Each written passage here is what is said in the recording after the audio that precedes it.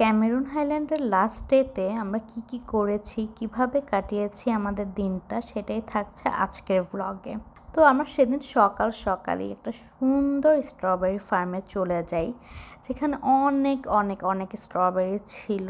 আর দেখেই তো পুরো মাথা নষ্ট। স্ট্রবেরি এমনিতেও আমার খুব পছন্দ, আর ওদের স্ট্রবেরিগুলো এত মিষ্টি আর এত জুসি ছিল।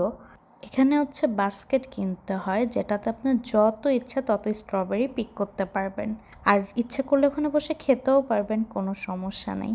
আমি একটা বড় স্ট্রবেরি পাই, আর অনেক চেষ্টা করার পর ওটা আমি ছিঁড়তে পারি, আর স্ট্রবেরিটা খুবই মজা ছিল।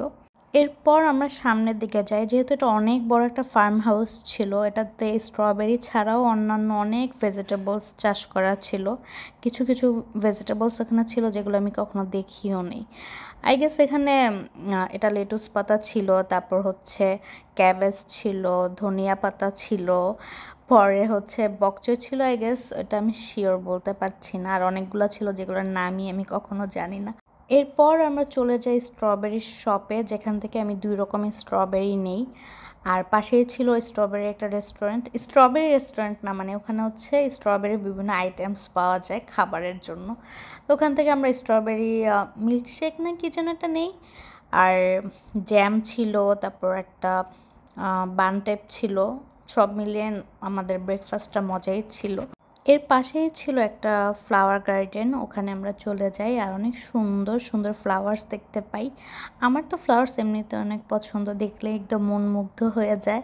আর এমনিতেও ফুল আবার কার না পছন্দ, তাই না? তারপর আমরা চলে যাই ক্যাকটাস ফার্মে, মানে ক্যাকটাসের যে বাগান, ওখানে ওখানে অনেক অনেক রকমের ক্যাকটাস ছিল। এগুলো যে ছোট ছোট দেখছেন না, এগুলো হচ্ছে সব চারা ক্যাকটাস, মানে এগুলো আপনি কিনতে পারবেন চাইলে। আমার বাসা যদি আশেপাশে থাকতো আমি তো অনেকগুলা কেনাকাটা করতাম। যেহেতু আনা সম্ভব না, তার জন্য আর কেনাকাটাও করা হয়নি। এরপর নিচে একটা পন্ডের মতো ছিল, যেখানে অনেকগুলো মাছ ছিল। ওগুলাই কিছুক্ষণ বসে বসে দেখছিলাম। আর এই যে এই ক্যাকটাসটাকে কেন জানি মিকি মাউসের মতো লাগছিল, তাই একটু ভিডিও করে নিলাম। এরপর আরও সামনের দিকে যাই, আর এমন অদ্ভুত অদ্ভুত প্ল্যান্টস দেখতে পারি, ক্যাকটাস দেখতে পারি, খুব অবাক লাগে দেখে। একটু ঘোরাঘুরি করে এখানে আবার একটু ভিডিও করার চেষ্টা করছিলাম।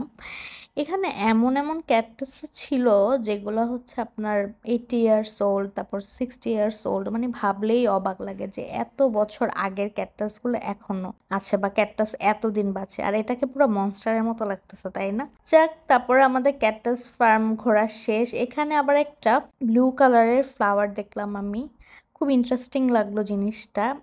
আর এখানে একটা ছোট্ট হামিং বার্ড এখান থেকে আবার মধু খাচ্ছিল, কি কিউট না বিষয়টা। এটাকে আবার একটু ক্যাপচার করে নিলাম। সেদিনের মতো আমাদের ফার্ম ঘোরাঘুরি এখানেই শেষ হয়ে যায়, আর আমরা হোটেলের উদ্দেশ্যে রওনা দিই। হোটেলে পৌঁছানোর পর ফ্রেশ ট্রেশ হয়ে একদম নিচে কিচেনে চলে আসি, যেহেতু আমরা লাঞ্চটা পার্সেল নিয়ে এসেছিলাম, যার জন্য এখানে একদম গরম টরম করার ব্যবস্থা ছিল। গরম করে একদম পাশেই সুন্দর একটা বসার জায়গা ছিল, ওখানে বসে বসে আমরা আমাদের লাঞ্চটা করে ফেলি। এই যে এই ছোট্ট ঘরটা দেখা যাচ্ছে না, এখানেই বসে আমরা লাঞ্চটা করে ফেলি। আর লাঞ্চটা খুবই মজা ছিল। আর এই হোটেলটা না একদম হোমলি একটা ভাইব দিচ্ছিল, মনেই হচ্ছিল না হোটেল। বিকালে হচ্ছে আমরা বের হয়ে যাই, যেহেতু সেটা আমাদের লাস্ট ডে ছিল, আমরা একটু আশেপাশে সিটিটা ঘুরবো তার জন্য।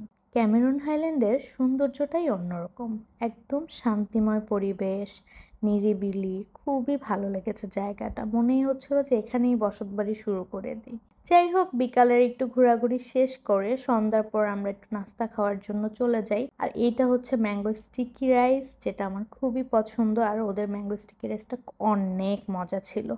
খাওয়া দাওয়া শেষে বাকিটা সময় আমরা রিল্যাক্স করি আর ভাবি যে ক্যামেরুন হাইল্যান্ড থেকে যাওয়ার পর ক্যামেরুন হাইল্যান্ডকে অনেক বেশি মিস করব। তো আজকের ব্লগটা এই পর্যন্তই ছিল। দেখা হবে নেক্সট কোনো ব্লগে। আসসালামু আলাইকুম।